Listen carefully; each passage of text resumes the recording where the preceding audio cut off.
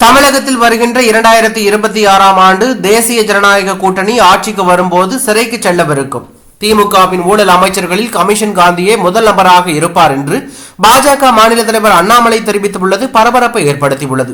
இதுகுறித்து அவரின் அறிக்கையில், பொங்கல் தொகுப்பில் வழங்கப்படும் இலவச காட்டன் வேட்டி சேலை திட்டத்தில் ஒவ்வொரு ஆண்டும் ஊழல் செய்து கொண்டிருக்கிறார் அமைச்சர் கமிஷன் காந்தி.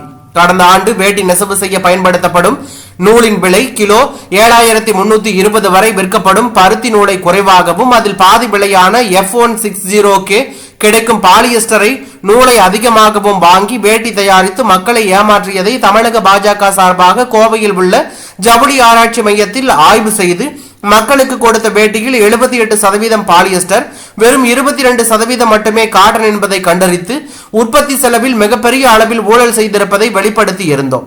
இந்த நிலையில் தற்போது கூட்டுறவு சங்கங்கள் என்ற பெயரில் தனது பினாமி நிறுவனங்கள் மூலம் மக்கள் பணத்தை நூதனமாக கொள்ளையடித்துக் கொண்டிருக்கும் அமைச்சர் காந்தி தான் செய்யும் ஊழலுக்கு IAS அதிகாரி சண்முக சுந்தரம் அவர்கள் தடையாக இருக்கிறார் என்பது தெரிந்தும் அடுத்த 2 நாட்களில் நேற்று அவரை கைத்தறித்துறையிலிருந்து பணிமாற்றம் செய்திருக்கிறார்கள்.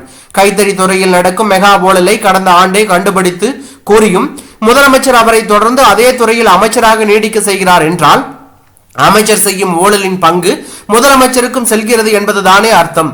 தனது பணியை சரியாக செய்து ஊழல் நடப்பதை வெளிக்கொண்டு வந்த அரசு அதிகாரியை 2 நாட்களிலேயே பணிமாற்றம் செய்திருப்பது அதைத்தானே உறுதிப்படுத்துகிறது. இப்படி ஒரு ஆட்சி நடத்த அசிங்கமாக இல்லையா?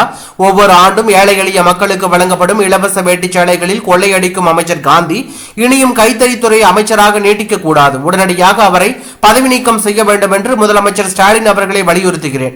வருகின்ற 2026ஆம் ஆண்டு தமிழகத்தில் தேசிய ஜனநாயக கூட்டணி ஆட்சிக்கு வரும்போது சிறைக்கு செல்லவிருக்கும் திமுகவின் ஊழல் அமைச்சர்களில் காந்தியே முதல் நபராக இருப்பார் என்று அண்ணாமலை தெரிவித்துள்ளது பரபரப்பையும் அதிர்ச்சியும் ஏற்படுத்தியுள்ளது.